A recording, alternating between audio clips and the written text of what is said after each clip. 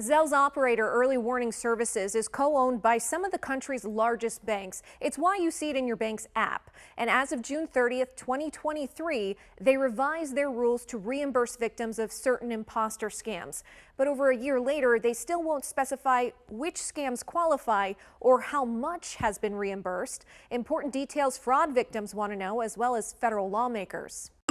A text ended up costing Amalia Spadoni more than $3,000. Hey, did you authorize $1,700 David Band or something like that? A text instead from Bank of America. I responded back, press 1, and then they called me directly. Amalia didn't suspect the scam because there had been a fraudulent attempt on her card 2 days earlier.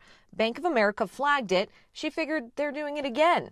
And the person confirmed sensitive account information. They had my new address, they had my name, but they also were able to confirm the last 4 digits of my bank number. So she followed their instructions to initiate a Zelle transaction for the amount she believed had been taken and to enter the claims number in the phone number line. And as soon as I accepted it, and then they said, okay, look back at your balance and tell me what you see. And I looked back at my balance and then $34.52 was gone. And I said, what the expletive, and the phone disconnected. Her next call was to Bank of America. I literally had already alerted them within about 5 to 7 minutes, and they said there's nothing that can be done. Did you expect your bank to have stronger protections? Yes, absolutely. I was really shocked that it could happen so quickly. Bank of America said they're unable to provide details due to client privacy, but they'll never ask a client to send money through Zelle to themselves or anyone, ever. Time and again, Zelle and the big banks have said they couldn't help.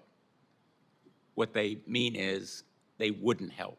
In May, the U.S. Senate Permanent Subcommittee on Investigations held a hearing on Zelle fraud, as did the Senate Banking Committee this past February and September of 2022. In response to pressure from federal lawmakers to better protect users, Early Warning Services announced a rule change.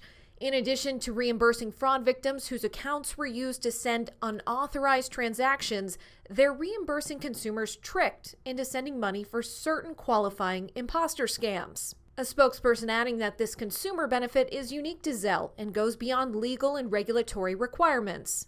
What they left out is exactly who benefits from this new policy and the extent of fraud on their platform. The Senate Banking Committee sent a letter to Zelle's CEO requesting this information by March 13th.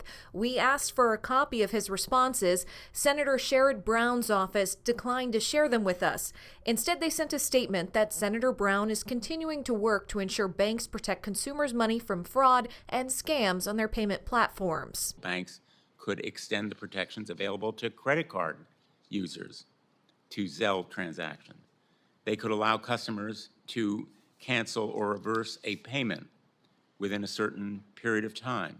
More friction and more time before a transaction is completed. Once again, Early Warning Services declined to provide us with additional information as they don't want to give criminals a roadmap to commit more crime. They said less than 0.1% of transactions on their platform are reported as fraud or scams, making Zelle one of the safest ways for consumers to pay people they know and trust. Amalia disagrees. It was very, very difficult, and it was pretty traumatic. I do feel like I got virtually robbed, and not just by the actual person who did this, but then the fact that then going to my bank being like, oh, well, is my money insured? And they're saying, no, I'm still a consumer of yours, and why am I not protected? We've learned that Senate Subcommittee on Investigations plans to have another hearing about these fraud concerns on Zelle's platform. Zelle's CEO plus executives from the banks that own the platform are expected to testify. The hearing is scheduled for July 23rd. Mallory Safaste, WMAR 2 News.